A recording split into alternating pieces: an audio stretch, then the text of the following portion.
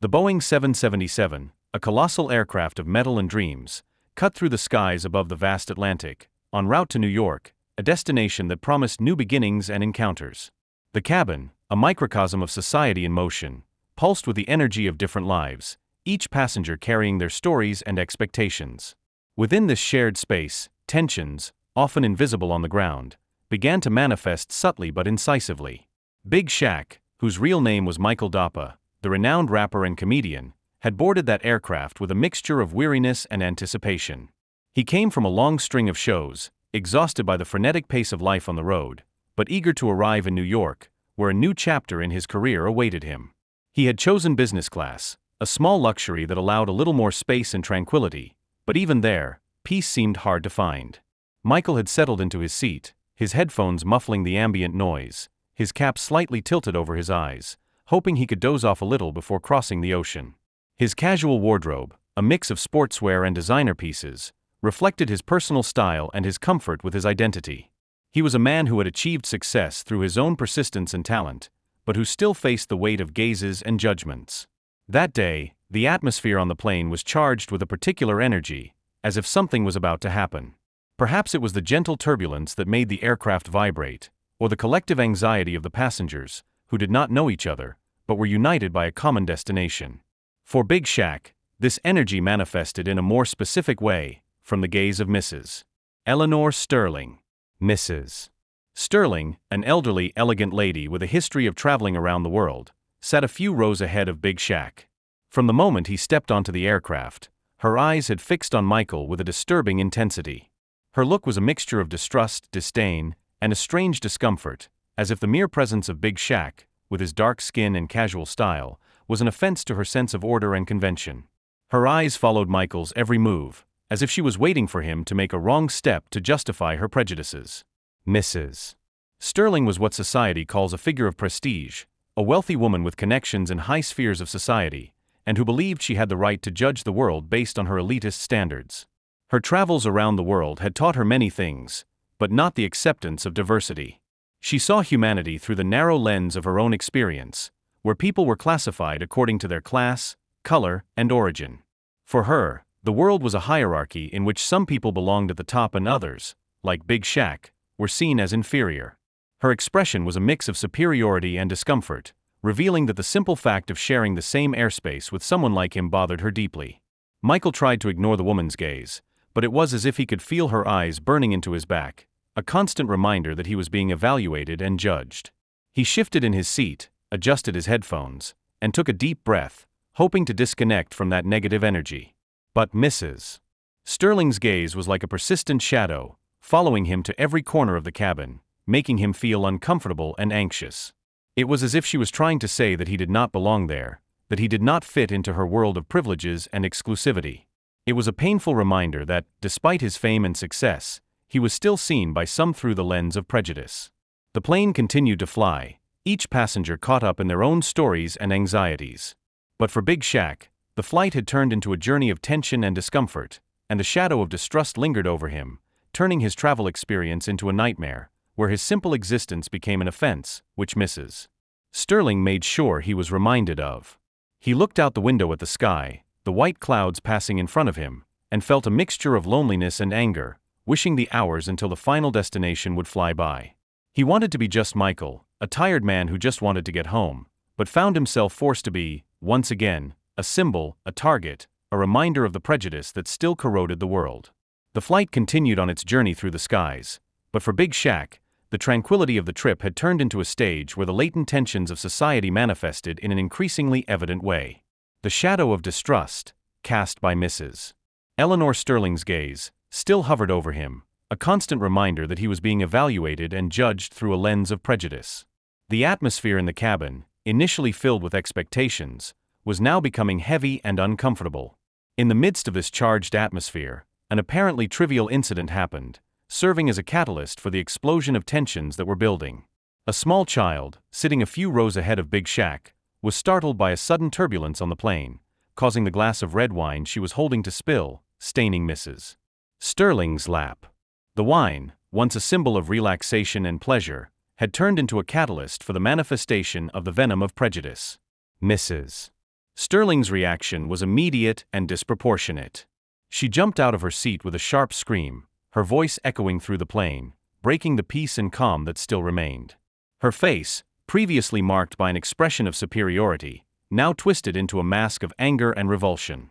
She looked at the child with a fury that terrified the child, whose gaze was full of fear and guilt. But instead of calming the child, Mrs. Sterling began to launch a series of venomous comments, as if the accident had been an act of conspiracy against her. Her voice echoed through the plane, full of hatred and prejudice. "Look at the mess you've made. How careless. You should be in economy class with your parents. I don't understand how they allow these people to travel here." Mrs. Sterling shouted her words, and in every syllable there was a charge of contempt and discrimination. Her comments, initially directed at the child, soon expanded to encompass all those she considered different, all the people who did not fit into her narrow world of privileges and prejudice. For her, the accident had revealed the true nature of those people, and her words were intended to expose their supposed inferiority. Big Shaq, who had tried to disconnect from the negative energy emanating from Mrs. Sterling, found himself unable to ignore the injustice he was witnessing. The way Mrs. Sterling treated the child, added to the prejudiced comments she threw at everyone, awakened in him a deep indignation. He had learned to deal with racism and discrimination in his own life, but witnessing these acts against another person, especially a child, was something he could not tolerate. His reaction was spontaneous and immediate. He sat up straight in his seat, and in a tone of voice full of firmness and reason said, "Madam, it was an accident. It happens. Just relax." These words, simple in their form, carried a weight of meaning. They were a reprimand to Mrs. Sterling's behavior, a demonstration of solidarity with the child, and a defense of human dignity against the venom of prejudice. It was an attempt to bring reason and calm to an environment that had been invaded by hatred. But for Mrs. Sterling, Big Shaq's words were like a trigger for the explosion of her prejudice. She turned to him, her eyes flashing with an even more intense anger. "Oh, you should keep quiet. I don't know what you're doing in business class, but it doesn't surprise me. People like you are always causing trouble." Her words, full of venom, were not just a criticism of Big Shaq, but a revelation of her deep-seated prejudices. The phrase "people like you" contained within it a whole system of discrimination, in which individuals were categorized and judged based on their color, origin, or appearance. For Mrs. Sterling, Big Shaq was not just a passenger, but a representative of all those she saw as inferior, a threat to the order of the world she believed was perfect. Big Shaq, who had tried to remain calm and rational, felt anger begin to boil within him. He was used to dealing with prejudice, but the way Mrs. Sterling was treating him was different, personal, and aggressive. He found himself once again forced to confront a system of discrimination that saw him as less, simply because of his skin color. His question, full of indignation, "Madam, I didn't do anything. I was just trying to rest. What do you mean by people like me?" was an attempt to confront Mrs. Sterling with the racist nature of her comments, and to expose the injustice he was suffering. Mrs. Sterling's words, however, were proof of her blindness and her prejudices. She did not care about the pain she was causing, nor about the injustice she was perpetuating. For her, the superiority of her social position and her color gave her the right to judge and humiliate others, and her racism was so ingrained that she saw nothing wrong with her words. "I've seen your manners, your ways. You don't belong in a place like this. I bet you're some thug in disguise," she said, firing another arrow of hatred towards Big Shaq. The way Mrs. Sterling spoke, her expression of disdain and the words she chose, revealed all the prejudice she carried. For her, Big Shaq's skin color, origin, and lifestyle were indications of his supposed inferiority, and her racism allowed her to use these characteristics as justification for judging and discriminating against him. Her elitist stance prevented her from seeing the equality of all human beings, and her venomous comments were a demonstration of how racism still manifested in our society. The cabin of the plane, which was once a shared space, had been transformed into a battlefield where prejudice and discrimination fought against reason and human dignity. Big Shaq, in the center of the battle, found himself forced to confront Mrs. Sterling's hatred, and to defend his own humanity. He knew that what was happening was not just about him, but also about all those who, around the world, suffered from racism and discrimination. And he was determined not to remain silent, not to give in to hatred, and not to let himself be defined by anyone's prejudices. The Boeing 777, which before remained a neutral space for travel, was now seething like a cauldron of emotions, with a fight between Big Shaq and Mrs. Eleanor Sterling igniting a debate about justice and prejudice. The incident of the spilled wine had turned into a spark that ignited the tinder of racism, and the reactions of the passengers, like a complex mosaic, revealed a variety of opinions, emotions, and levels of engagement in the face of such a loaded situation. The silence that previously hung over the cabin was replaced by a murmur of whispers, tense glances, and facial expressions that ranged from indignation to embarrassment. Big Shaq, with his question full of indignation, "What do you mean by people like me?" had challenged Mrs. Sterling's prejudice, confronting her with the racist nature of her words. And Mrs. Sterling's answer, with her unfounded and hateful accusations, had made clear the depth of her prejudices. The exchange of words, like blows in a fighting ring, exposed the latent tension that hid beneath the surface of civility on the plane, and forced other passengers to confront their own opinions about racism. Among the passengers, some were visibly shocked by Mrs. Sterling's racist statement. Their faces contorted in a mixture of indignation and discomfort. Some shook their heads in disbelief, while others whispered to each other, commenting on the seriousness of the situation. They had witnessed firsthand the brutality of racism, the way prejudice could manifest in an unexpected and painful way. These passengers, for the most part, were people who had learned about the importance of tolerance and equality, and who felt uncomfortable with the hatred that had exploded on the plane. Other passengers, on the other hand, seemed more hesitant to get involved. They lowered their eyes, averted their gaze, or pretended that nothing was happening, trying to isolate themselves from the tension that hung in the air. Some seemed afraid to speak up, worried about being seen as troublemakers or attracting Mrs. Sterling's attention to themselves. Others perhaps harbored the same prejudices as Mrs. Sterling, and preferred to remain silent, tacitly agreeing with the hatred that was being expressed. This passivity, although understandable in some cases, was a form of complicity with racism, a sign that prejudice could perpetuate itself, even in a context where it was visible and blatant. However, there were also those who were willing to stand up and take a stand against injustice. Aisha, the young law student, was one of the first to act. Her eyes, normally full of calm and reason, now shone with a mixture of indignation and determination. She had learned in her classes and studies about the mechanisms of prejudice and discrimination, and she knew that she could not stand idly by while an injustice was happening.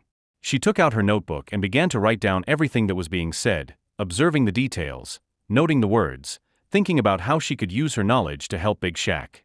David, a business executive who was sitting a few rows ahead of Big Shaq, was initially hesitant to get involved. He had been raised in an environment where he was taught not to cause problems, and his first instinct had been to lower his eyes and try to isolate himself from the tension on the plane. However, upon witnessing the way Mrs. Sterling treated Big Shaq, his conscience began to bother him. He realized that his silence was a form of complicity with racism, and that he needed to do something to counter the injustice. He took a deep breath, clenched his hands, and decided to join the fight against prejudice. Mr. and Mrs. Chun, an older couple of Asian immigrants who were sitting near Big Shaq, were also touched by the pain he was feeling. They had experienced firsthand the pain of discrimination, the way prejudice could turn an everyday experience into a nightmare. They identified with Big Shaq's struggle, and in their hearts, felt the pain and humiliation he was feeling. Mr. Chun whispered to his wife, with tears in his eyes, "This is not fair. We know how it is." And Mrs. Chun, with a look of compassion, placed her hand on Big Shaq's arm, as a silent sign of support. As the passengers' reactions unfolded, the tension in the plane cabin continued to grow, reaching unsustainable levels. Mrs. Sterling, with her blindness and her prejudices, did not care about the pain she was causing, and her words became more and more offensive and humiliating. She had lost control of her emotions, and her hatred manifested itself in every word, in every gesture, in every look she threw towards Big Shaq. "I've seen your manners, your ways. You don't belong in a place like this. I bet you're some thug in disguise," she said, repeating the baseless accusations and insults she had made before. Big Shaq, despite his indignation, tried to remain calm and rational. He knew that losing his composure would only give more power to Mrs. Sterling, and that he needed to control his emotions to defend his dignity and his humanity. He had learned to deal with prejudice in his life, but the way Mrs. Sterling was treating him was an affront to everything he believed in. His stance, despite everything, was one of resistance, a declaration that he would not let himself be defined by anyone's prejudices. He crossed his arms and cast a defiant look at Mrs. Sterling, a sign that he would not be intimidated by her words of hatred. The situation had become unsustainable. The murmur of whispers among the passengers had turned into a chaos of voices, and the tension in the air was so dense that it was almost palpable. The flight attendant, Maria, who had tried to remain neutral and professional, realized that the situation was out of control. She approached Mrs. Sterling and, in a soft but firm voice, said, "Madam, please let's try to stay calm. There is no need to make accusations." But her efforts were in vain, as Mrs. Sterling completely ignored her, continuing with her accusations and insults. Maria looked at Big Shaq with an empathetic look, trying to convey, through her eyes, the support that she could not express in words. The tension in the plane cabin had reached a critical point. The incident of the spilled wine had turned into a conflict of greater proportions, exposing the racism and prejudice that hid beneath the surface of society. The reactions of the passengers, the mosaic of emotions and opinions, revealed the complexity of the problem, and the need for everyone to unite in the fight against discrimination. But before the situation deteriorated further, a figure of authority emerged, bringing a new dimension to the conflict. The environment inside the Boeing 777 was charged with tension that seemed palpable, as if the very atmosphere were contracting under the weight of the conflict. Mrs. Eleanor Sterling's hateful words echoed through the cabin, mixing with a murmur of indignation from the passengers. The fight, which began as a discussion, had turned into a battle of ideologies, in which racism and prejudice confronted the need for justice and respect. Big Shaq, at the epicenter of this storm, maintained his stance of resistance, but it was evident that the weight of the situation was beginning to take its toll. The flight attendant, Maria, aware that the situation had reached a critical point, made a crucial decision. It was time to involve a figure of authority, someone capable of bringing order and justice to this chaotic scenario. With quick and firm steps, she went to the cockpit, where Captain Thompson, the commander of the flight, was in charge of ensuring the safety of the aircraft and its passengers. Captain Thompson was a middle-aged man with a calm demeanor and a firm gaze, which reflected his experience and his responsibility. He had spent years flying through the skies, witnessing the most diverse situations, but he had never encountered a situation so charged with emotion and conflict. Upon hearing Maria's account of the incident, his face became serious and focused.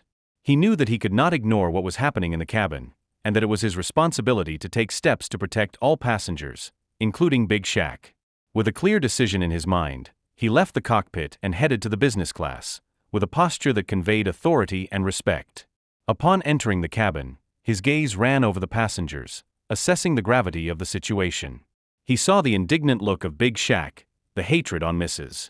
Sterling's face, the tension in Maria's eyes, and the murmur of apprehension that hovered over the other passengers. He knew that the time for tolerating disrespect was over, and it was time to act. Approaching Mrs. Sterling and Big Shaq, Captain Thompson spoke in a calm but firm voice that echoed through the plane, silencing the murmur of the passengers. "Madam, I need you to calm down. We cannot tolerate this kind of behavior on board." He did not raise his voice, nor show anger, but his words carried an authority that was impossible to ignore. He was the commander, responsible for that flight, and his words were an order that needed to be obeyed. Mrs. Sterling, with her arrogance and hatred, did not seem willing to give in. She glared furiously at Captain Thompson, as if she was offended by his interference. She had become accustomed to using her social position and her power to manipulate the situations around her, and she was not used to receiving orders, or having her authority questioned. "I am a passenger who pays for this service. This man is being aggressive and you are not doing anything," she said, in a voice full of indignation. She was trying to use her status and her power as a shield to protect herself from her responsibilities, using her position as a weapon to attack and humiliate others. Big Shaq, on the other hand, looked at Captain Thompson with a mixture of hope and apprehension. He had felt alone and vulnerable throughout that situation, and the captain's intervention was like a ray of light in the darkness. He realized that the captain's authority was his only hope for justice to be done, and his dignity restored. "Captain, I was not aggressive. I am just defending myself from unfair and racist accusations. This lady has been harassing me since I got on the plane," he said, in a voice full of emotion. Captain Thompson listened carefully to Big Shaq's words, assessing the situation with his watchful eye. He knew that there was more than a simple argument between passengers. He had witnessed, firsthand, Mrs. Sterling's racism and prejudice, and he knew that he could not ignore this type of behavior. He had been taught to treat all passengers equally and respectfully, and to ensure that the flight was a safe and enjoyable experience for all. He also realized the gravity of the moment, with the videos the passengers were recording. With a clear decision in his mind, Captain Thompson addressed Mrs.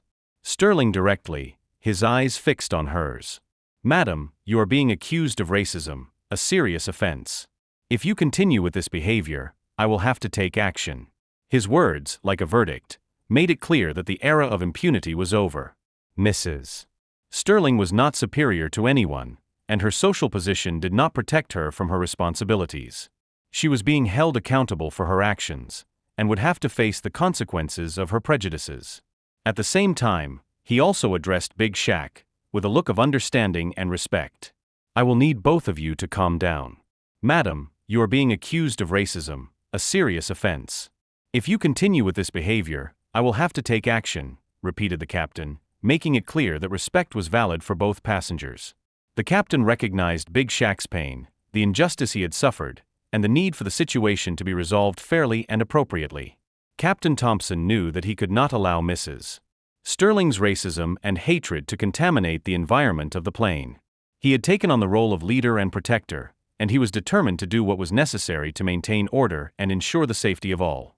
With a series of quick and decisive actions, he instructed Maria to separate the two passengers. Big Shaq was transferred to a seat in another section of the business class, away from Mrs. Sterling. And Mrs. Sterling was taken to a seat in first class, as far away as possible from Big Shaq and the other passengers who had witnessed her conduct.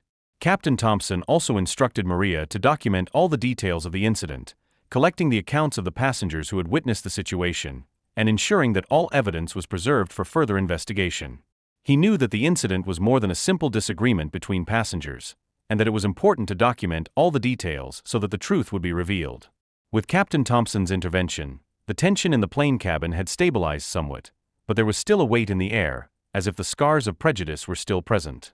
The conflict had reached a turning point, and the weight of responsibility now fell on the shoulders of Captain Thompson and the crew, who were to ensure that justice was done and that racism was not tolerated on their plane.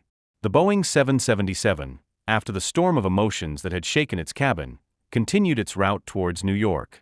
Captain Thompson's intervention had stabilized the immediate situation, separating Big Shaq and Mrs. Eleanor Sterling, and establishing a sense of order. However, the atmosphere remained heavy, burdened by the echoes of prejudice and the feeling of injustice that still lingered in the air. The incident had left deep marks on the passengers, on Big Shaq, and on all those who, in some way, had witnessed or heard about the situation.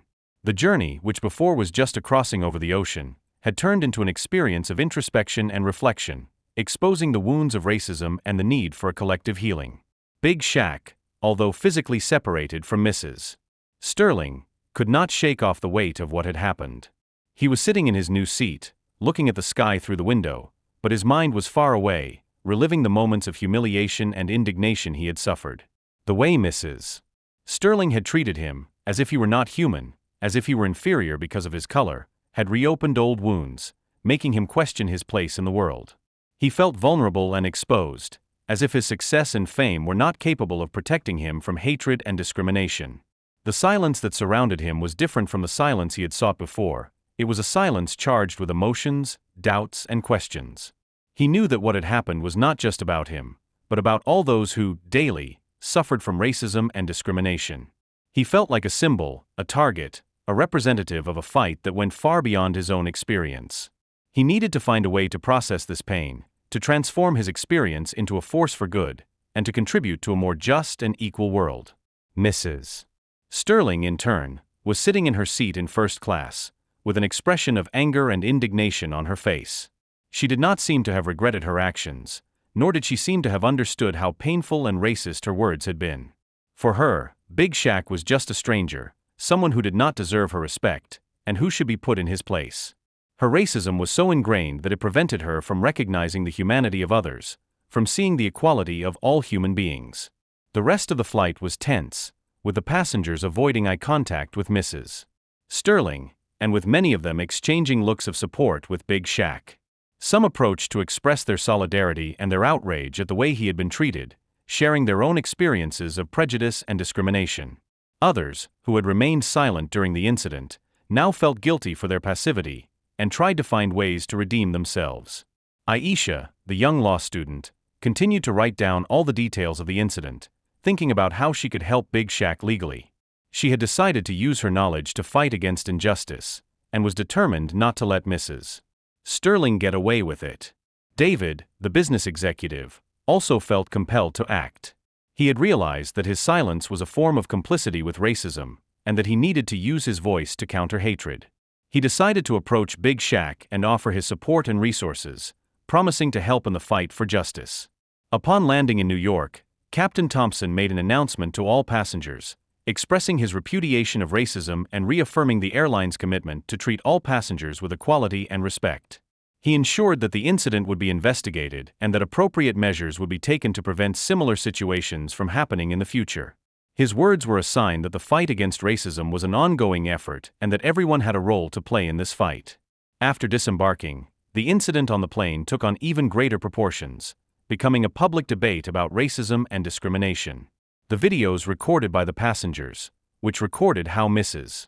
Sterling had treated Big Shaq, went viral on social media, generating outrage all over the world.